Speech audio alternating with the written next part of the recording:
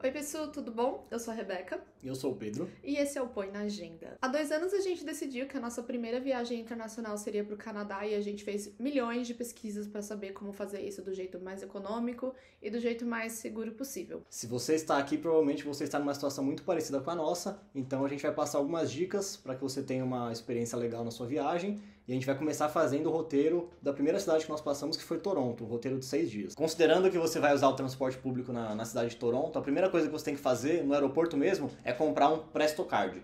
Esse é o cartão equivalente ao bilhete único de São Paulo, onde você usa para usar todos os modais de transporte da cidade.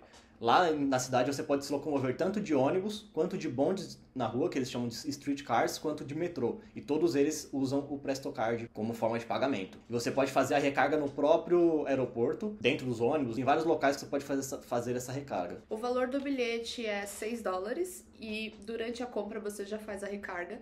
As passagens elas custam $3,20 e a integração é gratuita entre os modais. Então a gente sempre pegava um streetcar para chegar até o metrô e a gente não pagava de novo a passagem para o metrô. Importante dizer que a integração é de 2 horas entre os modais, então você passando o seu Prestocard em qualquer um dos modais, você tem 2 horas para usar quantas vezes você quiser os transportes. Além do Prestocard, você tem a opção de comprar o ticket diário em Toronto, que custa cerca de, se eu não me engano, $13,50 no momento da gravação desse vídeo. Porém, nós fizemos as contas antes e vimos que não valia a pena comprar o ticket diário. Nós não iríamos utilizar tantas vezes os modais no dia para valer a pena pagar o diário. Compensou mais a gente pagar cada vez que nós fôssemos usar. Existem bastante integrações entre o Prestocard com todo o sistema de locomoção pública do Canadá. Então, toda a rede TTC, que é a rede de transporte deles, tem integração com o Prestocard e eles também têm parceria com algumas outras empresas, por exemplo, a Go, que é a empresa do Go Train e do Go Bus. Importante dizer que se você for pegar os transportes da Go, tem algumas vezes em que você precisa bater para entrar e bater para sair, porque ele vai cobrar uma taxa padrão para você entrar naquele transporte e se você não sinalizar que você desceu em uma estação X, que não é a estação final, ele vai te cobrar o preço da linha inteira. Então, não esqueça de bater quando você sair para você pagar o valor só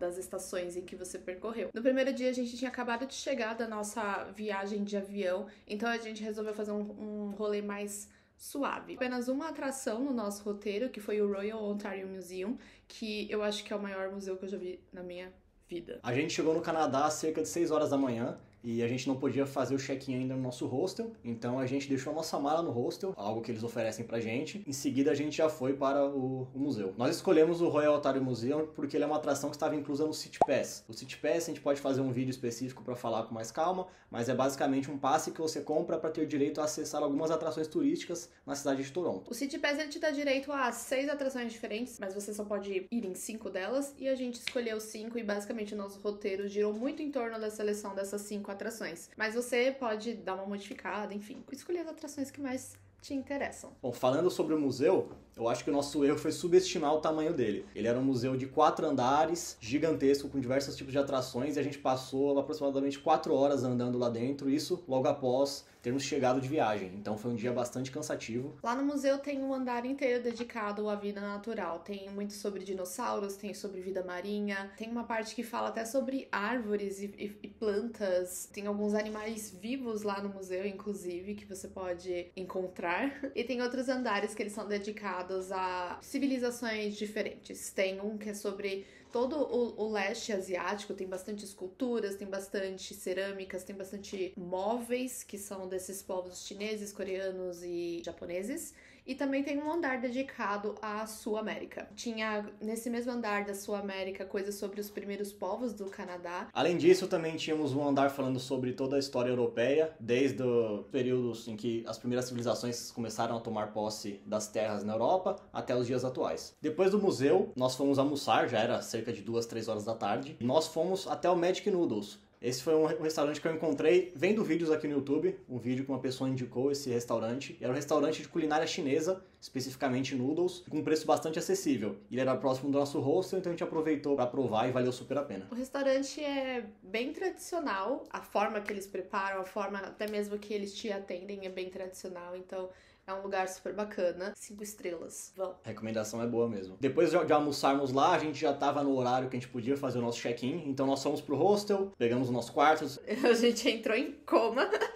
basicamente. E à noite nós fomos explorar a região. A gente encontrou um bar que fica pertinho do nosso hostel, lá na College Street, que se chama Green Room. Lá a gente pediu uns hambúrgueres e a gente percebeu as diferenças entre o hambúrguer brasileiro e o hambúrguer canadense. O hambúrguer canadense tem uma carne enorme de grossa e ela é bem mais temperada do que aqui no Brasil. E o Pedro pediu umas cervejas, ponto importante para os cervejeiros. Lá tem várias marcas de cervejas que é muito diferentes daqui. Uma coisa que eu gostei bastante do Canadá é que lá tem muita cerveja boa a preço baixo. Então, assim, a gente não tem uma grande empresa que faz cerveja em grande escala. Quase todas as cervejas são artesanais ou produzidas numa escala menor. Então, são cervejas muito boas que vale super a pena. E eu pedi um drink que eu nunca tinha visto na vida, que se chama Red-Headed Sludge. Problemático o nome. Mas era muito gostoso, era um drink com groselha e vodka, enfim. Se você for no Green Room, te aconselho a tomar esse drink. No segundo dia, nós fomos no Ontario Science Center. É um museu de ciências, localizado a mais ou menos 1 hora de distância do centro da cidade, de ônibus. Chegando lá, você pega um shuttle que te deixa na entrada do museu. Se você é de São Paulo, se você já veio pra São Paulo, o Ontario Science Center é basicamente o museu catavento que a gente tem aqui. É um rolê mais pra crianças, tinha bastante escolas lá, mas a gente se divertiu muito, que a gente interage bastante com os objetos pra ver a ciência acontecer na prática. E tinha uma parte até que simulava uma floresta tropical. Bastante coisas que simulam esses ambientes naturais lá dentro do museu. Foi uma experiência super legal. O Ontario Science Center também está incluso no City Pass, então esse foi um dos grandes motivos da gente ter ido pra lá. Eu sei que é um tipo de rolê que a Rebeca não escolheria, mas eu, como um nerdola da casa, eu fiquei bastante feliz e gostei bastante. Mas valeu a pena. Foi bem divertido. Depois disso, a gente foi pro Gardner Museum, que é basicamente a coleção de um casal ricaço de cerâmicas. Ele fica também próximo do centro da cidade. De quarta-feira, após as 16 horas, se eu não me engano, ele é gratuito. A coleção que eles têm é 90% conjuntos de chá e também tem algumas miniaturas muito bonitinhas, todas feitas de cerâmica. Tem bastante cerâmica oriental também, mas a maioria da coleção é europeia. Quando a gente foi, tava tendo uma exposição temporária no último andar de um artista que tava convidando as pessoas que estavam lá vendo as obras dele, que eram umas obras mais manuais, mais de desenho, com lápis de cor e carvão. E você podia participar e colocar a sua obra lá. Então, eu fiz os meus recortes, eu coloquei a minha obra lá. Se você aparecer por lá enquanto essa obra ainda estiver lá, você vai encontrar a minha arte exposta em um museu. Saindo do museu, mais uma vez a gente estava bastante cansado, justamente por ter andado bastante. A gente foi escolher algum lugar para comer. A gente jantou até que cedo, era acho que 5, 6 da tarde, e nós paramos no Papa Pizza, que era uma pizzaria próxima do nosso hostel que a gente passou andando no dia anterior e ficamos com vontade. E nós pagamos $5 por fatia. E eram fatias bem grandes e tá bem gostoso, valeu super a pena. Então, se você estiver nessa região de Toronto, vale conhecer. E à noite nós fomos explorar o bairro do hostel para escolher um lugar para jantar. A gente não tinha nada planejado para essa noite. Importante dizer que o Canadá não é igual ao Brasil, que a festa começa meia-noite. Lá as coisas fecham 2 horas da manhã, mesmo que seja de fim de semana. Então a gente foi numa, eu acho que o nome era Augusta Avenue, e a gente tava lá procurando um lugar que ficasse aberto até muito tarde, mas todos eles estavam sinalizando que iam fechar às 11 horas da noite, até que a gente encontrou o Filme Café, que não é só um café, ele também funciona como um bar, e tava tendo um open mic, então foi a cereja do bolo pra gente. A gente bebeu algumas margueritas, cervejas, conheceu bastante gente legal e fizemos até alguns amigos gringos lá no Open Mic. Foi bem divertido. Indo pro terceiro dia, a gente foi pro Art Gallery of Ontario, conhecido como AGO. E a entrada lá é gratuita para menores de 26 anos, então a gente foi na faixa, a gente só precisou fazer um cadastro lá na hora. Você só precisa fornecer o seu nome, e-mail e um número de telefone. Definitivamente foi o meu museu favorito, porque lá tem bastante esculturas góticas e bastante arte sacra, quadros da Europa medieval, tem bastante arte expressionista também, e fica tudo bem dividido de uma forma que tem um storytelling entre as artes, te levando para a evolução das décadas. O museu é muito legal, super vale a visita. A gente levou umas 3 horas para visitar o museu por completo, e aí depois a gente foi almoçar no Shopping Eaton Center, que tem uma cidade subterrânea muito interessante que se chama Path, e ela conecta com o metrô da cidade em algumas estações e ela tá espalhada em diversas partes, né? Toronto tem um inverno muito rigoroso e é por isso que eles têm essa cidade subterrânea, para que as pessoas não precisem passar frio do lado de cima da cidade. O Eaton Center é o maior shopping center da cidade de Toronto, então você pode passar horas e horas andando por lá que você não vai conseguir ver tudo, tem todos os tipos de loja, e eu acho que é o centro ideal para você fazer compras se essa é a sua intenção. Lá você encontra eletrônicos, roupas, brinquedos, você encontra de tudo. Preço de shopping não é outlet, mas você pode encontrar de tudo lá. O shopping fica próximo da Dundas Square, que é um ponto turístico bastante famoso lá de Toronto. E depois de ter almoçado e andado bastante pelo shopping, nós fomos até o bar Jack Astor, que é um bar que tem um rooftop, um terraço bem bacana, com uma vista legal para Dundas Square. E nós ficamos lá até o sol se pôr. Interessante que lá o sol não se põe antes das 9 horas da noite, quando é verão. Então a gente ficou lá no bar por bastante tempo, esperando anoitecer pra Dundas Square ficar lá toda iluminada. Não sei se vocês já ouviram falar da Dundas Square, mas ela é tipo a Times Square. Então ela fica toda iluminada com anúncios por todo canto. Tinha até músicos tocando lá, alguns eventos artísticos rolando, enquanto a gente tava lá na Dundas Square pra ver um monte de anúncios. O interessante é que como o sol se põe bem tarde durante o verão, você tá na rua 10, 11 horas da noite, meia-noite, nesses pontos turísticos e tá extremamente movimentado ainda. Depois disso, a gente foi pra outro open mic em um bar chamado Taco Taco. A galera que a gente conheceu no open mic do dia anterior convidou a gente pra assistir ele de novo no Taco Taco. Então a gente foi lá encontrar com eles e assistir mais uma apresentação, ouvir alguns poemas e, enfim, cantar muito junto com eles. Indo para o quarto dia, nós fomos para a CN Tower, que é o ponto turístico mais famoso da cidade de Toronto. Inclusive, eu acho que é o ponto que eles mais se orgulham, afinal, todas as referências a Toronto, você sempre tem a CN Tower lá. Tem até uma brincadeira que eu fiz lá na cidade, que todo ponto que você tá, se você procurar, a CN Tower está lá, você consegue ver ela da cidade inteira. Para visitar a CN Tower, que é uma atração que também está inclusa no City Pass, você tem que fazer uma reserva no site do City Pass, com até 9 dias de antecedência. Lá na CN Tower tem 3 tipos de experiência que você pode ter. A primeira é a experiência que você paga pelo ingresso de entrar lá, que é você ficar só dentro do mirante, observando a cidade em um ângulo de 360 graus. Lá tem uma cafeteria, então você pode ficar comendo lá durante bastante tempo. Não tem limite de tempo, você pode ficar quanto tempo você quiser lá dentro da CN Tower. Só que é um pouquinho overpriced. Eu paguei $9 em um croissant. Então, vá preparado, vá preparado. Também tem a experiência de você andar pelo lado de fora. Então, eles prendem você pra você caminhar em cima da CN Tower com os ventos nos cabelos. E tem outra experiência que é você comer no restaurante que tem na CN Tower, que fica girando 360 graus lentamente, enquanto você tem a visão para a maravilhosa Toronto. Os preços do restaurante, nós conseguimos ver lá do setor comum que nós fomos, não era tão caro, mas a gente achou que não valeu a pena, justamente porque seria a mesma vista que nós teríamos na parte de baixo, nós só pagaríamos um pouco a mais para comer no restaurante, então a gente acabou não indo nessa opção. E bem do lado da CN Tower tem o Ripley's Aquarium. Nós fomos no aquário, justamente porque ele era próximo da CN Tower, nós já estávamos lá, e o Ripley's Aquarium é uma das atrações opcionais do City Pass em que você escolhe. Você tem a opção de ir ou no Ripley's Aquarium ou no Zoológico de Toronto. O plano era almoçar na Steam Whistle. A Steam Whistle é uma cervejaria canadense bastante famosa. A ideia era almoçar nesse restaurante principal que eles têm próximo do Ripley's Aquarium da CN Tower. Porém, ele estava muito cheio e nós decidimos não entrar porque não valia a pena a espera.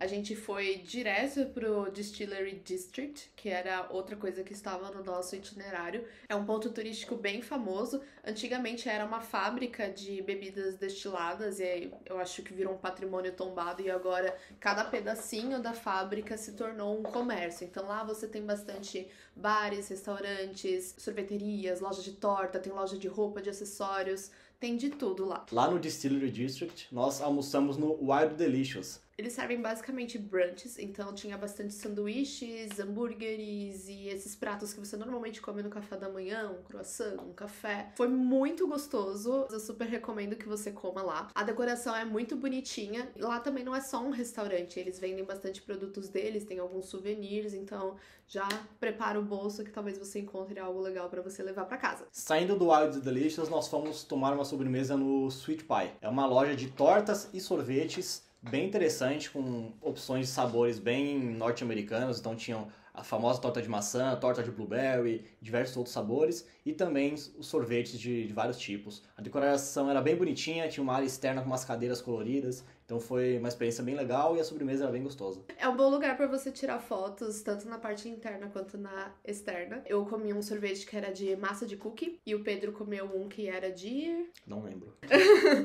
Depois da gente tomar o nosso sorvetinho, a gente foi pro The Beer Hall, que é um pub bem assim esportivo, bem heterotop, sabe? E a gente ficou lá tomando cerveja, tomando alguns drinks. Eu não gostei dos drinks de lá, então eu não recomendo que você vá lá se você é uma pessoa dos destilados. Se você for uma pessoa da cerveja, você vai se dar bem em qualquer lugar do Canadá. Esse pub tinha várias opções de cerveja, tanto engarrafadas quanto chopes, né? Os taps de chopp. Então você consegue beber bem. Não é dos lugares mais baratos, mas se você gosta de cerveja, vale a visita. Tudo no Distillery District é um pouquinho inflacionado. Eu acho que é porque ele é mais afastado da cidade, não é um lugar que você vai caminhar e pum, estou no Distillery District. Não, você tem que se deslocar até ele. Fica localizado na Old Town. É um ambiente assim mais fechado, você vai lá porque é um ambiente muito mais turístico, muito mais bacaninha pra você tirar fotos, então tudo lá vai ser um pouquinho inflacionado. O quinto dia era o dia do meu aniversário, então eu não me contentei em tomar o café do hostel, eu procurei uma cafeteria pra gente tomar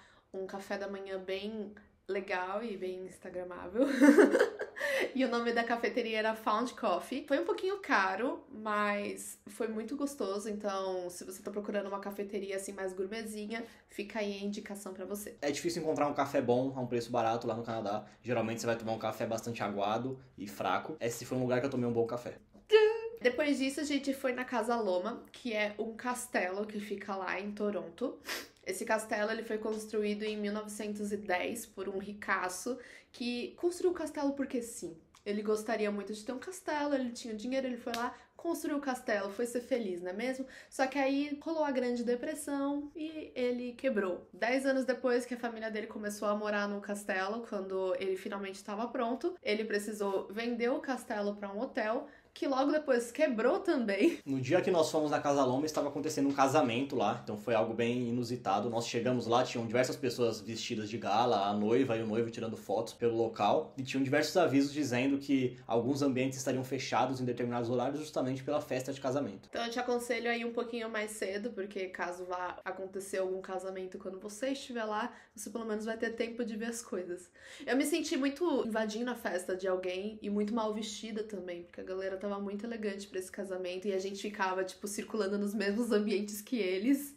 Era muito esquisito, gente. Como esse castelo, ele chegou a ser usado para planos e espionagem durante a Primeira Guerra Mundial, tem um andar inteiro dedicado à guerra. Pessoas que foram de grande impacto, coisas falando sobre espionagem de guerra, bastante coisas lá. E no terceiro andar é um andar inteirinho para soldados, tem bastante fardas, tem bastante armas expostas, enfim, bastante fatos históricos de pessoas que foram importantes na Primeira Guerra do Canadá. O castelo é dividido em 4 andares, tem a parte do jardim, que é onde iria acontecer o casamento, é uma parte externa. Temos a parte do térreo, que é a entrada, o saguão principal, cozinha e salas de almoço e jantar. Temos o primeiro andar, onde tínhamos as suítes. Então, o quarto da pessoa que construiu o castelo também era nesse andar, quarto de hóspedes. E o terceiro e último andar, onde tínhamos essa exposição de guerra. Além disso, tínhamos 2 torres que nós podemos acessar também, que são as torres do castelo. Afinal, o castelo sem torres não é um castelo.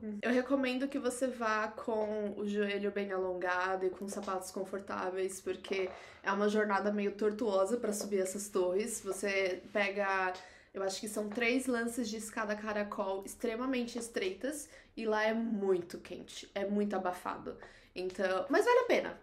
Suba nas 2 torres. Não se deixe desestimular pelo que eu estou falando. Aí, quando você chega na segunda torre, que se eu não me engano é a Torre Leste, você tem um espaço aberto para você ver os arredores, então é uma vista super interessante. E na outra torre, que é uma torre fechada, você não tem uma vista de lá, mas é interessante dizer que essas torres elas são usadas como escape room.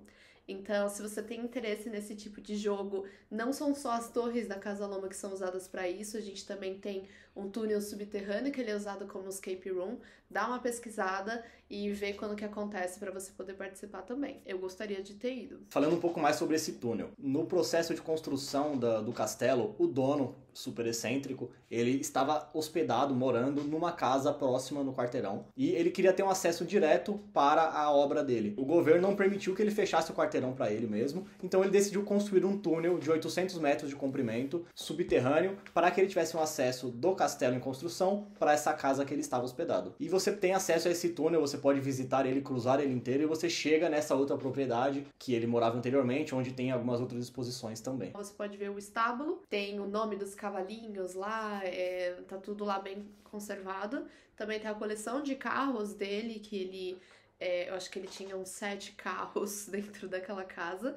E tem esse museu de cera com artistas que gravaram filmes na Casa Loma, como, por exemplo, X-Men, a mansão, que é o Instituto Xavier, é a Casa Loma. Depois de algumas horas andando na Casa Loma, nós fomos até a Nathan Phillips Square, que é o ponto turístico da cidade, onde tem o letreiro escrito Toronto, que foi o letreiro instalado por conta das Olimpíadas que aconteceram no Canadá. É um espaço icônico da cidade e você deveria visitar para ver o letreiro. Inclua no seu roteiro, vale a pena. Saindo da Nathan Phillips Square, nós fomos para o Gotherham Building, que é um prédio icônico na cidade também, bastante utilizado como ponto turístico e um ponto de referência da cidade de Toronto, que é um prédio que tem uma arquitetura diferente para a época que ele foi construído. Ele foi construído numa esquina, lembra até um pouco o Beco Diagonal de Harry Potter, só que infelizmente nós chegamos lá e estava tudo em reforma. A gente conheceu 2 estrangeiros que moram no Canadá e eles falaram pra gente que existem 2 estações no Canadá, o inverno e construção. Então você vai no verão pra lá, você vai ver a cidade inteira em obras. E não é só Toronto, quando a gente foi pra Montreal era exatamente a mesma situação. Então o Gotherham Building, ele hoje é um prédio usado como um prédio comercial, tem bastante escritórios lá, mas também tem um bar que ele se chama Flatiron. A gente ia nele, só que a gente acabou olhando os preços e acabou desanimando um pouco. Então a gente foi pra um outro restaurante que ficava perto pra almoçar, que se chama Setwalk. Um restaurante barra pub com inspiração francesa, e para variar tinha diversas opções de cerveja. Eu também fui bastante feliz, né, nesse restaurante, e tinham vários pratos bem gostosos. Depois desse restaurante a gente voltou pro hostel pra dar uma descansada. Ia ter um evento lá, ia ter um churrasco, que na verdade não é um churrasco igual no Brasil, eles fazem só um hambúrguer na grelha mesmo. E a gente ia ficar lá no hostel interagindo com o pessoal e comendo churrasco com eles, então seria uma programação bem legal. Nesse churrasco, cada um tinha que trazer a própria bebida, e foi aí que a gente descobriu uma particularidade do Canadá. A gente já sabia que não podia consumir bebida nas ruas, mas a gente não sabia que existem lojas do governo que vendem bebida pra você. Em Toronto, você só pode comprar bebidas alcoólicas em lojas do próprio governo, e temos 2 opções. A The Beer Store, uma loja que vende somente cervejas, e temos a LCBO, que é uma loja que vende destilado, todos os tipos de bebidas alcoólicas, tanto destilados quanto cervejas. Os preços são bastante acessíveis, eu achei. Então nós fomos comprar essas bebidas para levar pro churrasco do hostel. A gente levou um golpe, porque o cara passou a cerveja do Pedro 2 vezes, então a gente perdeu $6. Foram 4. $4. I see you, carinha da LCBO.